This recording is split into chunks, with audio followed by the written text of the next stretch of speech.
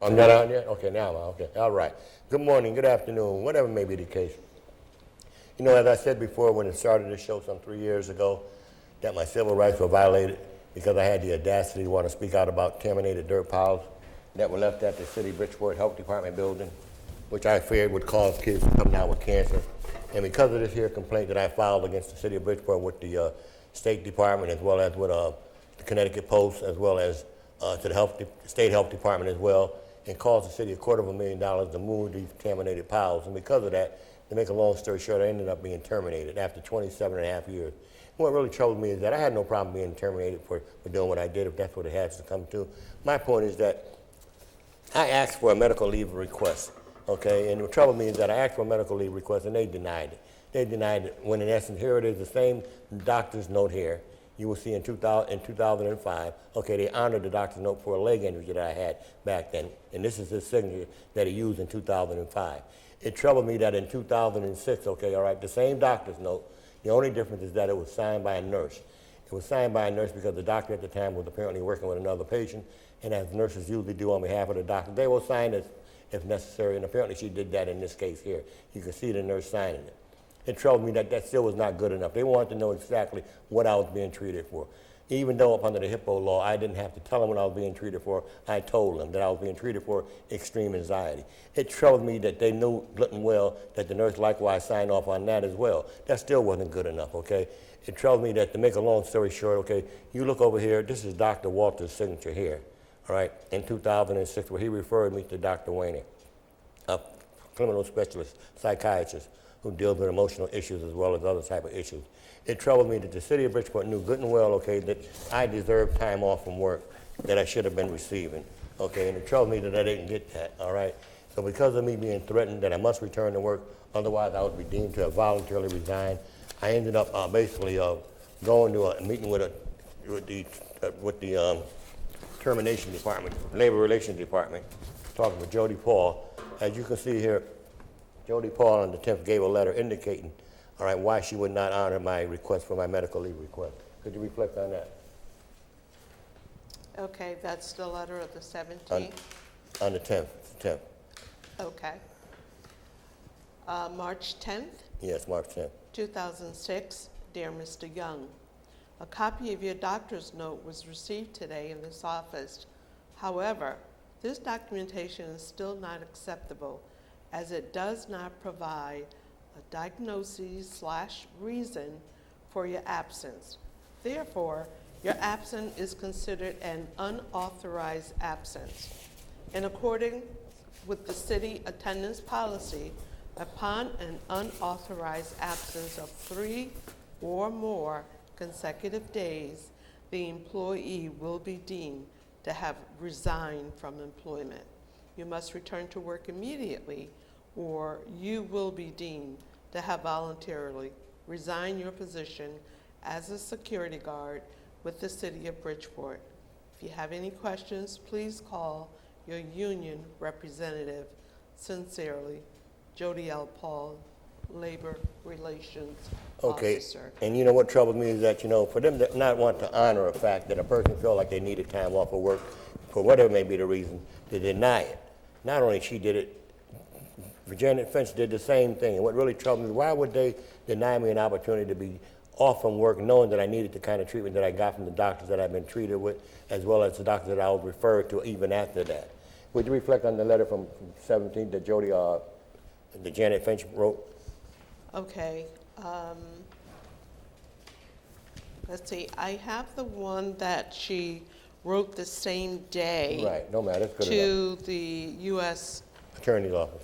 State's All Attorney's right, well, basically, come to make a long story To- short, here is the letter here, basically saying from Janet Finch the same thing, basically, that my doctor's medical release was still not being honored. They denied honoring my doctor's note to allow me to be off for that month. So they instructed me that I must return to work, otherwise I would be deemed to have voluntarily resigned. And that is the reason why I returned to work. You will see here, based on this letter here, where the letter very clearly said that if I do not show up on this date, Okay. okay, we'll do this letter here, then we'll go back to Janet Finch. Yeah. Okay. A termination letter.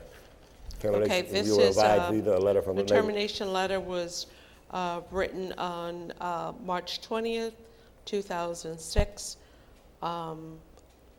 referencing unauthorized absence. Dear Mr. Young, you were advised via a letter from Labor Relations dated 3/10 that you must return to work immediately or you will be deemed to have voluntarily resigned your position as a security guard with the City of Bridgeport. As of Friday, 3/17, you have not returned to work. There is no valid reason for your absence. Therefore, your absence is considered unauthorized, and your employment with the city is hereby terminated effective immediately. Now remember who this person was. This is Jody Paul, also Janet Finch, who basically just ignored my doctor's note, ignored the request. Okay, and to make a long story short, they had Dr. Evans go along with that, even after she agreed in the beginning that she would allow me to come to work in height of what you just heard them two say. You see here on this document here, showing March 17, 2006, I did go to work, and I indicated that I'll be going for a colon exam on the 17th. It troubled me that on the 16th, the knowing that Dr. Evans' secretary, assistant, likewise took a notation indicating that I'll be getting married on that day.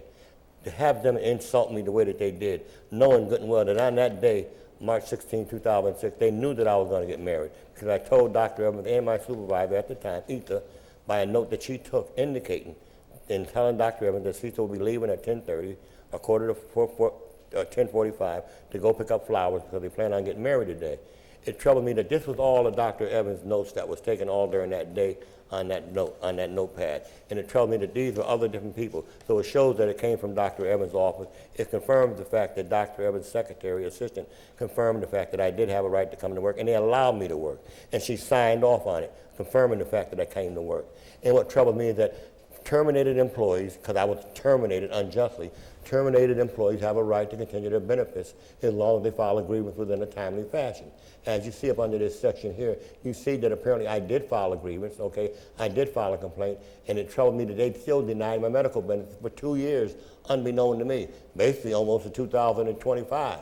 I found out about it after writing Hartford, which I will go into as I go along. But in the meanwhile, because I did not, honor this agreement to sign off on this release that they wanted me to sign off on, indicating that I would basically agree with them that the city was justifiable in doing what they did, I said no, and I wouldn't sign it. So they got upset with that. And what add insult to injury, Dr. Evans hires her nephew in my slot, in the slot that I sat in. You see me hanging, shaking his hand. Her nephew, she hired, and I have no problem with the young man getting a job if he deserves a job, but don't take my job and give it to him, and then to make me feel like, okay, I don't deserve to be where I need to be, which is at that desk doing what I was doing all along. There was no problem with me doing my job, and to take that from me is the shame and the disgrace, and that is why, again, I say to you, Dr. Evans, Jody Paul, Janet Finch, all of them officially knew exactly, what I was asking for. Okay, it's the letter of March 17th, 2006. Dear Mr. Young, our office is in receipt of your application for family and medical leave. Based upon the reason for your leave that you provided, your request has been denied. Your reason for leave does not meet the requirements of a serious health condition or any other reason for leave as defined under the Family and Medical Leave Act. If you have any questions regarding this decision, please contact the Office of Labor Relations. And again, it troubles me again, and that's why I say again, loud and clear, that here is evidence again, that they wanted me to sign off on this with them. Why would I sign off with the city pertaining to me receiving my medical benefits, where it clearly states that I have a right to continue my medical benefits as long as I file a grievance? I was a part of the NAID union contract, I have those rights up under those benefits automatically, whether they like it or not. And they ignored that by trying to get me to go along with them to sign an agreement that I would drop my complaint, not pursue this matter. Jody Paul wanted me to sign this. I said no, Jody Paul. Mark Anastasia wanted me to sign it. I said no to him too as well. And to add insult to injury, to have the mayor, John Fabrizi at the time, sign his name likewise, requesting that he sign his name likewise up under my name. And I say no, why should I do that?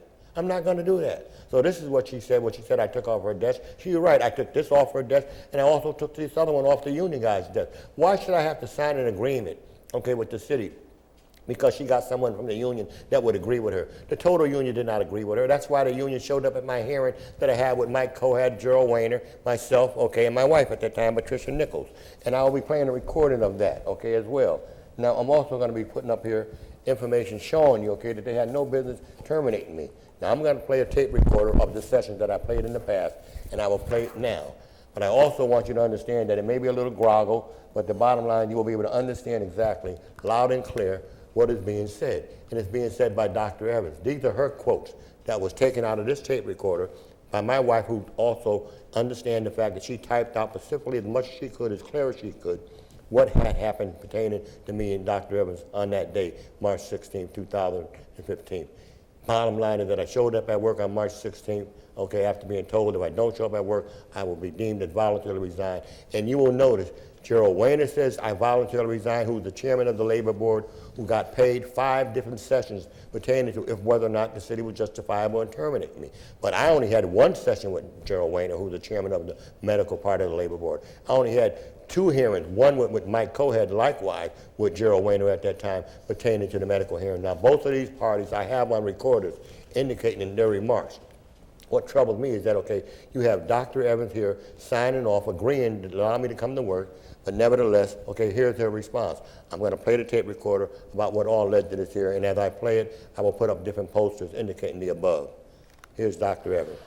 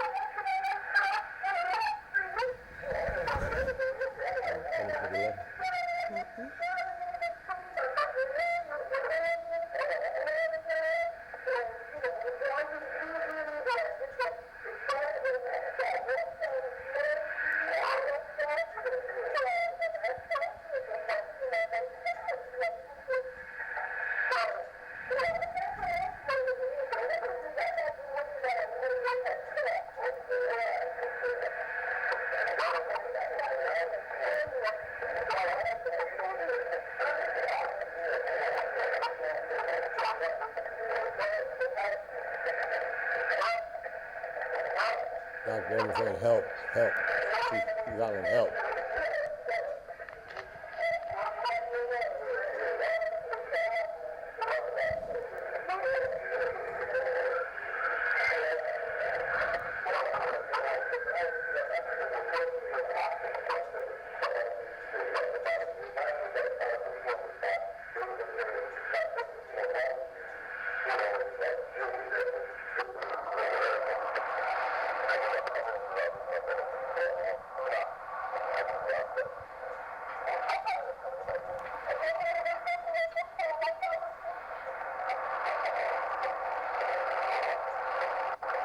This is Dr. Evans confirming me.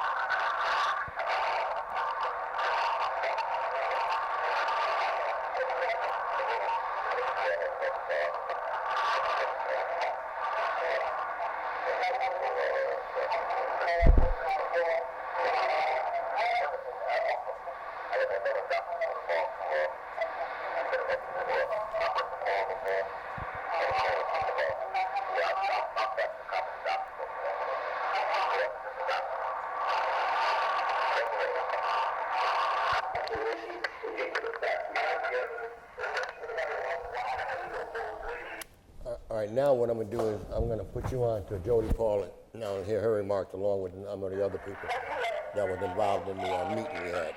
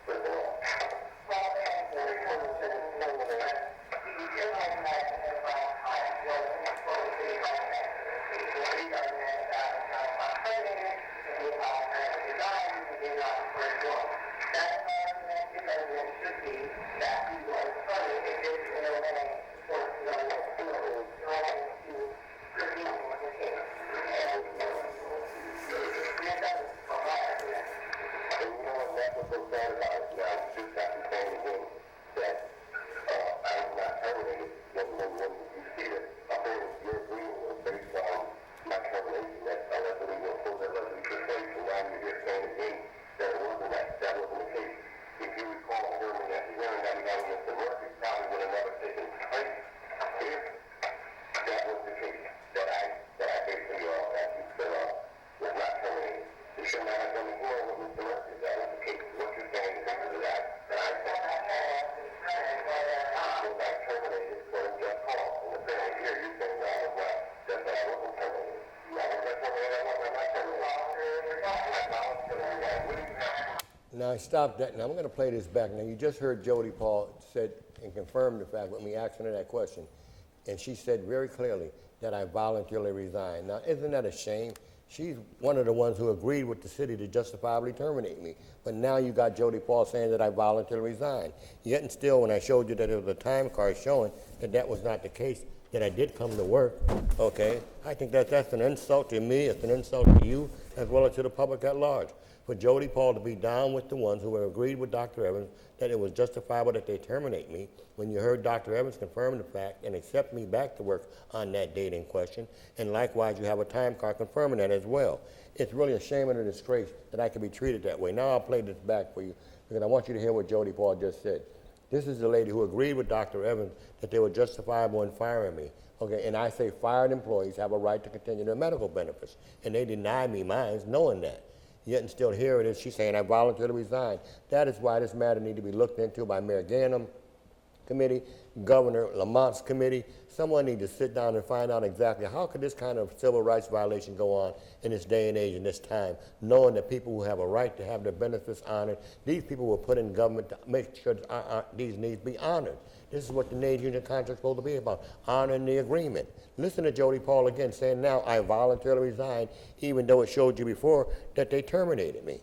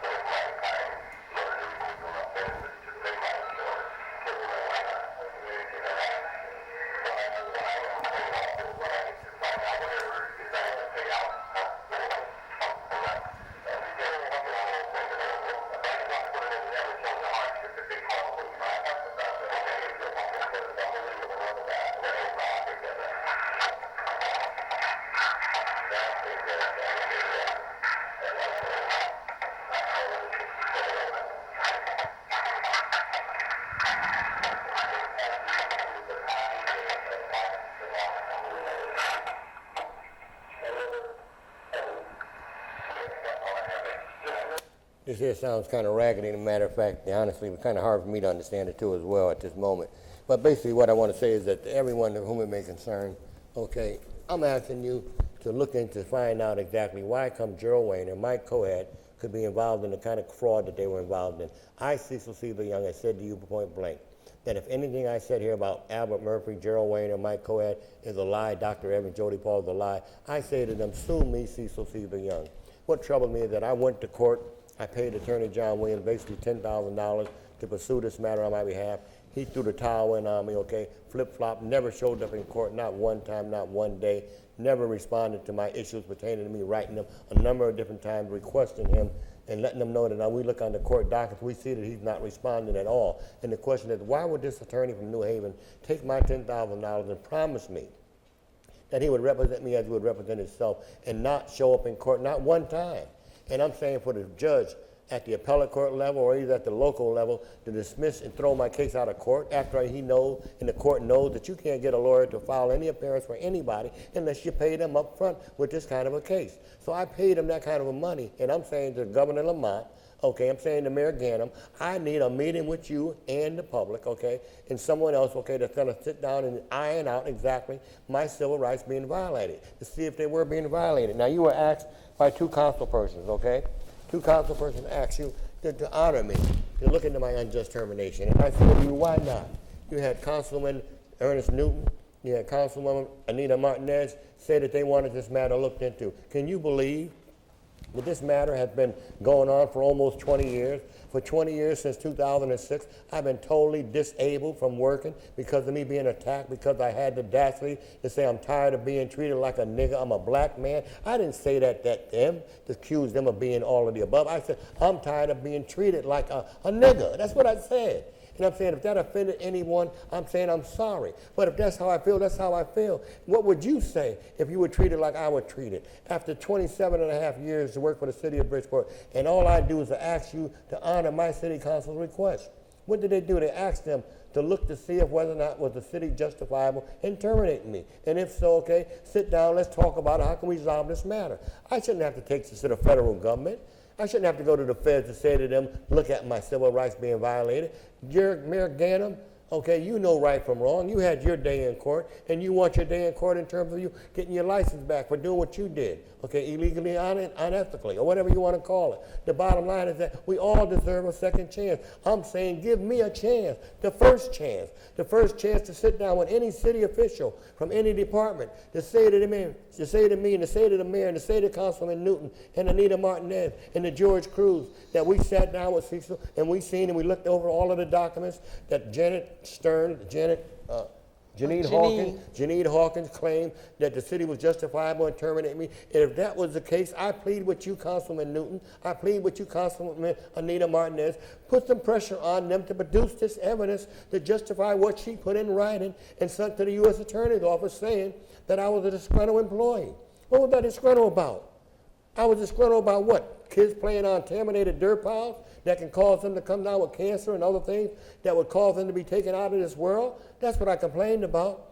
And they accused me of being a disgruntled employee when that same building I complained about on 752 East Main Street was torn down some 3-4 months ago. A strong building that was rehabbed. Thousands of dollars were spent in that building to rehab that building, to cover up all of that asbestos that was behind that other part of the building that was so-called sealed in where they would not affect them. Well, I understand, according to the grapevine, that a number of people have come down with cancer. A number of folks have passed away who worked in that building over the years who came down with cancer. I don't know specifically who they are in name, but the word is out that is one of the reasons why they tore that building down. If you go down East Main Street, you remember the old welfare building on East Main Street, down at the corner, okay?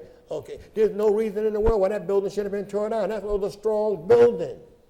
All right, they're rehabbing old bandit buildings that were used for machine factories, for military factories, being rehabbed. And why come you couldn't rehab that building and save it? And let somebody move into that building and turn it into a home. Why? Because you know the building had a lot of determination, a lot of diseases could come out of that building that caused a lot of folks that are not here today because of that. Possibility is true. We know it could be true, and that is why I say to you, okay, all right, it troubled me, all right, to have the Assistant Attorney General Mitchell to do his report to show that Gerald Wayne and Mike Cohead committed fraud. They violated the public trust. And what troubled me, okay, is that they said, and according to Gerald Wayne, and that's why I'm going to play the tape, it's a little raggedy, but I'm going to get to that part where Gerald Wayne will say that Mike Cohead, that Albert Murphy said I voluntarily resigned. Murphy never said I voluntarily resigned. What did Murphy said I do? Would you play that, what Murphy said I did? What did Murphy said happened? Why did he? Okay. In the state of Connecticut Board of Mediation and Arbitration, he said in this case, the city was faced with a situation where an employee had been out of work for several weeks and attempted to justify his absence with what were literally scraps of paper. 2 of them were signed by a nurse. The one which was signed allegedly by a doctor did not contain... Now hold it. He said scraps of paper. Did you hear what she just said? That according to Albert Murphy, he claimed that I showed up with literally scraps of paper. What also enthuses me and excites me is the fact that he said that it was signed by a nurse. It was signed by allegedly a doctor. Well, how could you sign scraps of paper by any one of the above, or anybody for that matter, if there were scraps of paper? And then again, how and where did he get that scraps of paper idea from? I never showed up with Dr. Evans with scraps of paper. I showed up with Dr. Evans with doctor's notes, requesting a medical leave of absence. That's what I showed up with, all right? That's what I showed up with. Now, Murphy said I showed up with literally scraps of paper to justify my actions. These were doctor's notes. Here's Dr. Walters saying, okay, that he had been treating me for several years and referred me to Dr. Waynick, a clinical psychiatrist. You can continue on, my dear. Go ahead. Yes, 2 of them were signed by a nurse.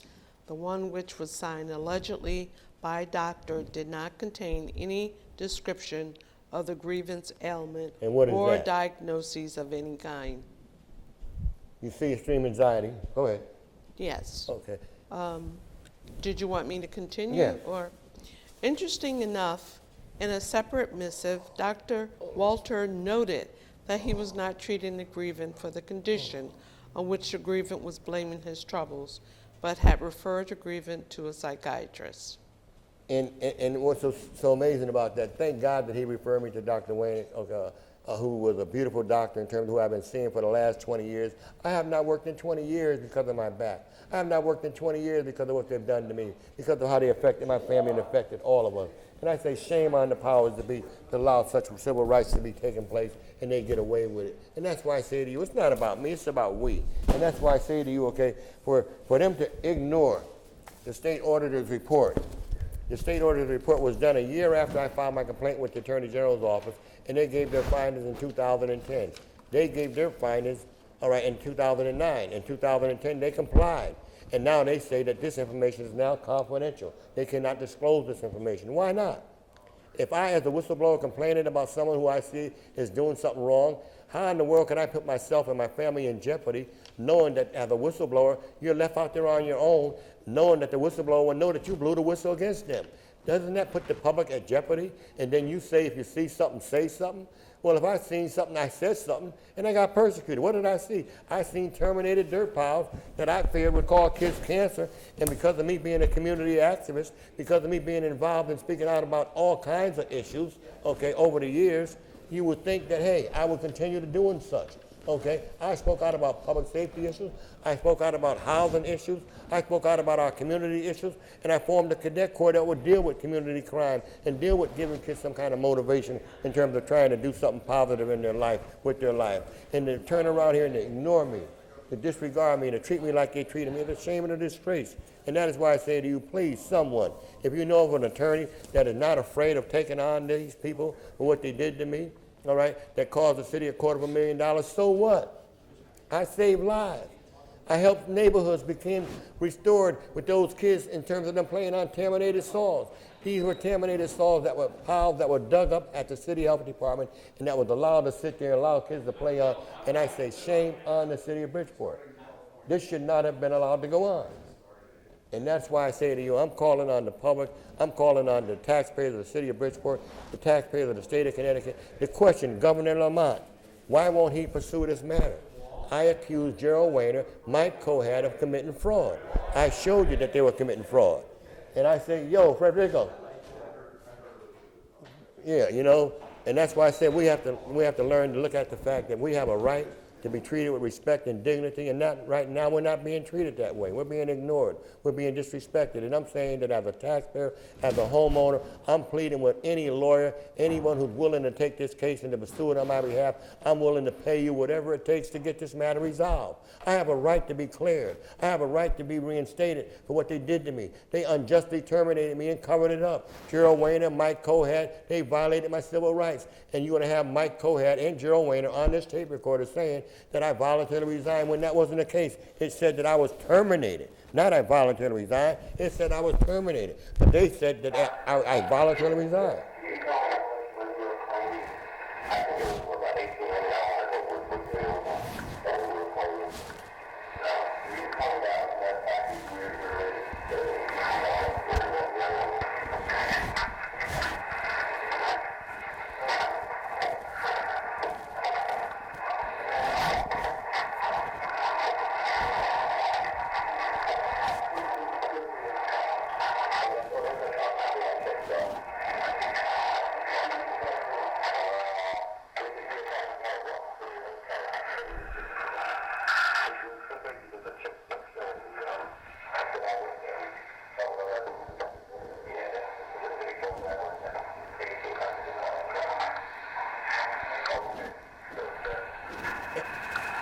Right now I got so much static on this record, I don't want to continue playing it the way it is. But basically I want to say to you that please download the Cecil Young Show. You can download the Cecil Young Show Monday through Sunday, 7 days a week. You'll be able to see exactly all of the overwhelming evidence that I presented before you and the public. And I say to the residents of Connecticut, before Lamont gets your support, okay, please ask them why didn't they pursue this matter pertaining to Cecil Young's unjust termination. And that's the same with Mayor Ganem. Why didn't you allow your folks to want to pursue this matter that these city council persons, Newton and Martinez, said to them that they wanted them to pursue? Why didn't they honor that?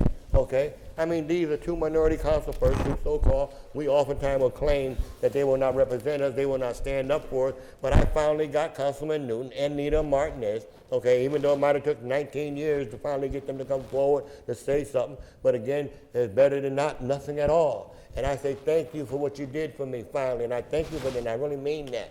But I only say it's sad that the city is not responding to you like they should have responded to you. So to have us meet with Chief Mayor's Chief Aide,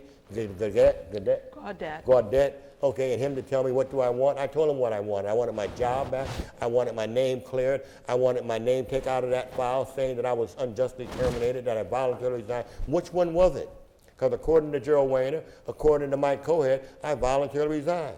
But yet and still you got in black and white a letter saying I was terminated. And what add insult to injury, okay, is that a federal judge approved my disability, stating that the fact that after 20 years, okay, of being persecuted, being jumped on, you finally see me totally not being able to work. For the last 20 years, I have not worked. Why? Because my back is that messed up. Look at me, like I said, with this back brace on. I mean, 7 days a week, I wear this back brace. For what? I shouldn't have to be running around with no back brace on, okay? All right, I'm not that old where I needed a back brace, but because of the attack by those city council persons, okay, which caused me to have the problem I got, it should have never happened that way. And that's why I'm pleading with the taxpayers of Bridgeport, that those of them who want to vote for Joe Ganim, don't vote for him just because he's a nice guy. Vote for him if you find that he did the right thing pertaining to Cecil Young's rights being violated. And if he does not try to show any effort in terms of honoring Councilman Newton, honoring Councilwoman Nita Martinez, request to meet with me and other officials to see if whether or not the city was justifiable in terminating me, we should not vote for either one of them. I'm saying to you that those black preachers, those churches, those community chief churches, the Puerto Rican churches, the white churches, to whomever you may be, Christian or non-Christian, if you find that Mayor Ganim is going to plead with you to vote for him, you say to him, why have you not had a meeting pertaining to Cecil Young's unjust termination? Why hasn't anyone sat down with this man after he put in 27 and a half years with the city of Bridgeport in all capacities, to be treated like a foreigner, to be treated like he has no right, that has to be honored, to adhere to. And I say shame on them to treat me that way. And I'm saying to the leaders in our neighborhood, those preachers who I'm sure Ganim is going to be coming to down the road, saying to them, he's all of the above. Ask them, well, then why didn't they discuss and produce evidence to see if whether or not Cecil Young's termination was justifiable or not? And I'm saying, you don't go along with what I said just because I said it.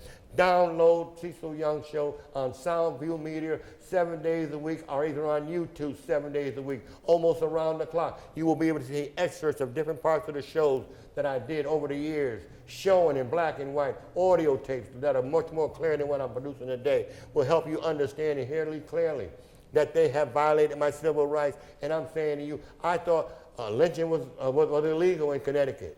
Oh, but you can do it, you're still legal, or is it legal?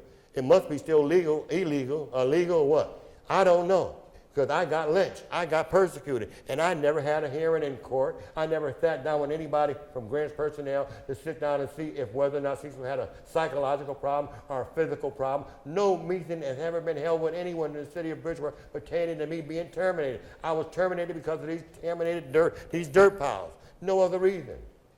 Never once anyone called me in to sit down and say, hey, what's the problem? The problem was that the mayor was upset over the fact that I was forced to have to spend the kind of money they spent, okay, pertaining to these contaminated dirt piles, which they were upset over. And because of these contaminated dirt piles, you see here, Ernest Newton, 20 years ago, I showed him them contaminated dirt piles. And that's why I said to Councilman Newton, yes, you spoke out and asked the mayor to look into the situation one time couple years ago. But maybe if you would have did it 15 years ago, maybe I would not have been treated the way I was treated, okay? And I'm saying it's sad, okay, because we all get caught up in wanting to get along with the powers that be because we like that flame, we like that power, we like that connection. But the bottom line is when you find someone like myself that's willing to stand up and to speak out about things that we know are wrong, things that we know need to be cleaned up and taken care of, and when we find that someone is willing to do like I've done, which is put their life and their family's life on the line to speak out about these kind of problems, you say to me, I ain't got no time to entertain you, I ain't got no time to help you, and I'm saying to those churches, if you're going to be inviting Mayor Ganim to your church, please ask them, why didn't they sit down with Cecil Young or anyone else for that matter to see if whether or not it was termination was justifiable or not. Now I know it's hard for many of our so-called black leaders and minority leaders to want to look down on our black leaders per se in positions of authority. And Dr. Evans was in a position of authority. She was the director of the public health department. But you've seen, like I said before, Dr. Evans gave the okay for me to come to work on that date. And that's why I say to you, for Dr. Evans, okay, to be intimidated, okay, to be forced to have to go along with the city when they knew good and well, okay, that I had a right